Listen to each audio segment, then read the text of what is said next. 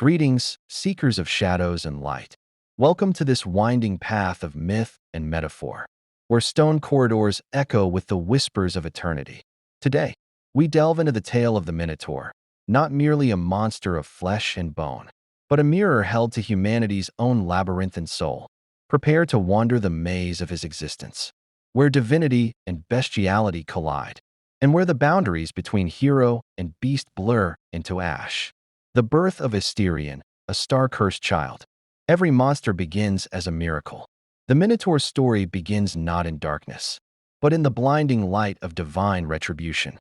His true name, lost to most, was Asterion, the Starry One, a cruel irony. For a child born of celestial wrath, King Minos of Crete, in his hubris, begged Poseidon for a bull to sacrifice as proof of his right to rule. The god obliged, sending a snow-white bull from the sea. But when Minos, covetous, kept the bull for himself, Poseidon's vengeance took a twisted form. He cursed Minos' wife, Queen Pasiphae, to burn with unnatural lust for the creature. Here, the myth turns visceral. Pasiphae, daughter of the sun god Helios, was no passive victim, consumed by divine madness. She commissioned the inventor Daedalus to craft a hollow wooden cow, draped in the bull's own hide. Within this grotesque puppet, she coupled with the beast, and from their union, Asterion was born, a child with the body of a man, the head of a bull, and a soul fractured by duality. Lesser-known detail: in some fragments of myth, Asterion was not immediately monstrous. As an infant, he suckled at Pasiphae's breast, his golden eyes reflecting an unsettling intelligence. It was only as he grew, his horns curling like crescent moons, his cries echoing his bellows, that his family recoiled. Pasiphae, torn between maternal instinct and shame, pleaded with Minos to spare him. But the king saw only a walking blasphemy, a symbol of his wife's sin and his own humiliation. Pasiphae's descent, the queen and the beast. Love and madness are threads from the same loom. Pasiphae's tale is often overshadowed by her son's infamy. Yet her anguish is the crucible from which Asterion's tragedy was forged. Daughter of Helios, she was a goddess in her own right, her veins alight with solar fire. Her union with Minos was one of political necessity, yet her heart yearned for the wild, untamed forces of nature, a longing Poseidon exploited. When the curse took hold, Pasiphae did not merely succumb to bestial desire. She embraced it. In rare hymns from Gnosis, she is depicted as a priestess of primal forces, her union with the bull a sacred rite to appease the earth's fertility. To the Minoans, the bull was a symbol of virility and power, revered in rituals of leaping and sacrifice. Pasiphae's act, though twisted by Greek retellings, may have been a distorted echo of this ancient worship. Philosophical interlude: was Pasiphae a victim or a visionary? Her defiance of natural order challenges our understanding of agency. In her madness, did she glimpse a truth too terrible for mortal minds, that the divine and monstrous are inseparable? The labyrinth, a prison of stone and symbol. What is a labyrinth but the architecture of fear? To hide his shame, Minos ordered Daedalus to build the labyrinth, a maze so complex, not even its maker could escape alive. But the labyrinth was more than stone. It was a psychological weapon. Its walls, carved with spirals resembling the constellations of Asterion's namesake, were designed to mirror the chaos of his mind. Asterion was cast into its heart. Yet, the myths omit this: the Minotaur was not always alone. Early on, Minos fed him criminals and slaves, but their terror sickened Asterion. In rare accounts, he wept over their corpses, howling at the gods. Over time, as Athens was forced to send tributes of 7 youths and 7 maidens, the Minotaur's hunger became a ritual, a dark symbiosis between monster and kingdom. Lesser-known detail: the labyrinth's design was not merely physical. Daedalus, a master of both engineering and metaphysics, infused the maze with enchantments. Its corridors shifted with the phases of the moon, and its center, the omphalos, was said to pulse like a living heart. Those who entered reported hearing whispers in a forgotten tongue, urging them to surrender to the dark. Life in the shadows, the Minotaur's silent years. Solitude is the true monster. For decades, Asterion roamed the labyrinth, his existence reduced to mythic fodder. yet fragments of pottery, and oral traditions hint at a deeper narrative. Cretan shepherds spoke of a horned guardian who protected sacred caves from invaders. Others claimed Asterion communed with spirits, his bellows echoing rituals to chthonic gods. In one obscure scroll from Alexandria, the Minotaur is described as a philosopher king in a fractured realm.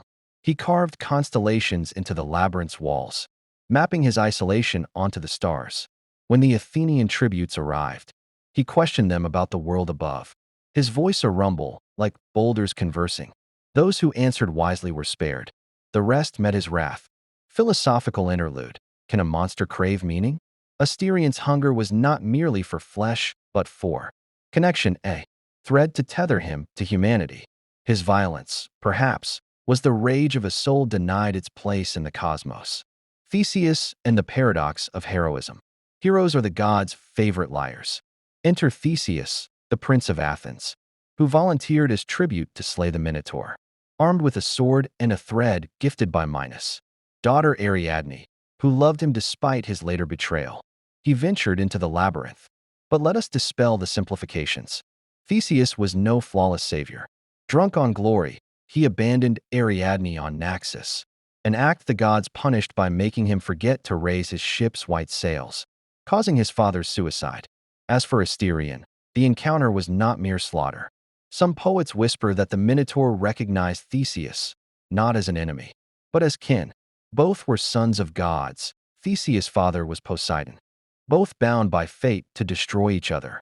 In the philosopher Plutarch's version, the Minotaur did not attack. He stood still, offering his neck to the blade, as if weary of his role in the god's cruel theater. His final breath was a sigh, not a roar. Lesser-known detail, after his death, Asterion's spirit was said to haunt the labyrinth. In Crete, locals left honey cakes at cave shrines to appease him, a practice surviving into the Roman era. To them, he was not a monster, but a tragic daimon, a spirit caught between worlds.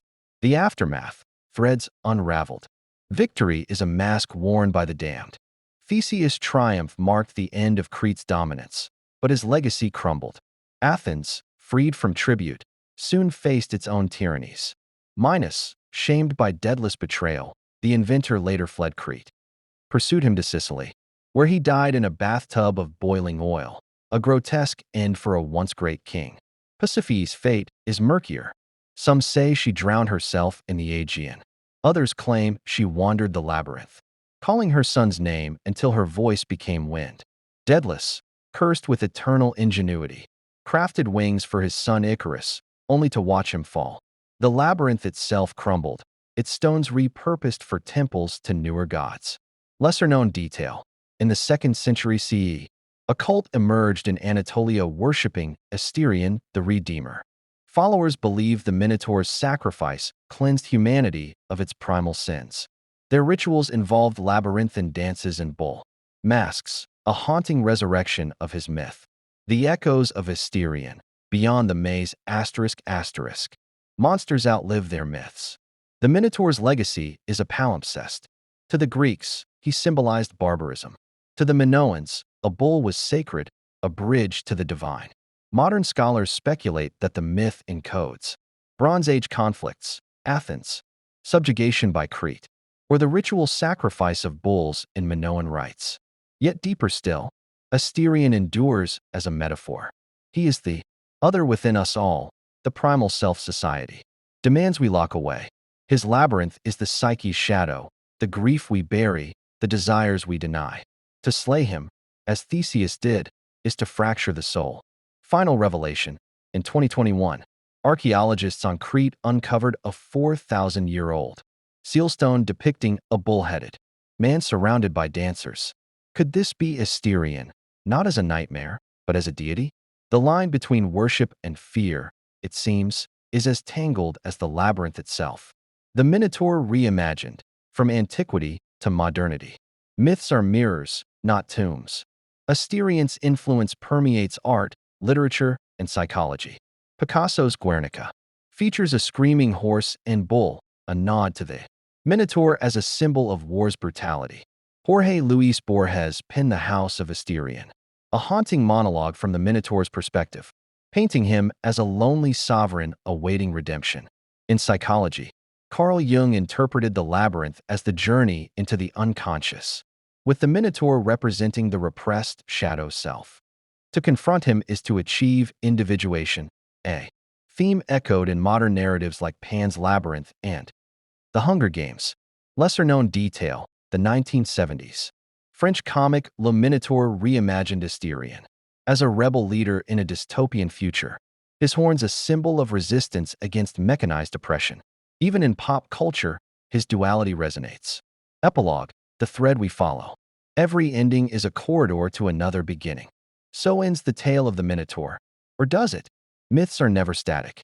They breathe, evolve, and resurrect. Asterion's roar still echoes in those who feel monstrous, unseen, trapped in mazes of their own making. His story is a reminder: to confront the beast, one must first dare to face the labyrinth. Call to the cosmos. If this odyssey through stone and star has stirred your soul, cast a like into the abyss, subscribe to wander more mythic labyrinths, and comment below: who is your favorite figure of legend? Kings, warriors, demons, angels, or creatures like our tragic Asterion? The pantheon awaits your voice. Farewell, fellow travelers. Until we meet again at the next crossroads, where myth and meaning entwine.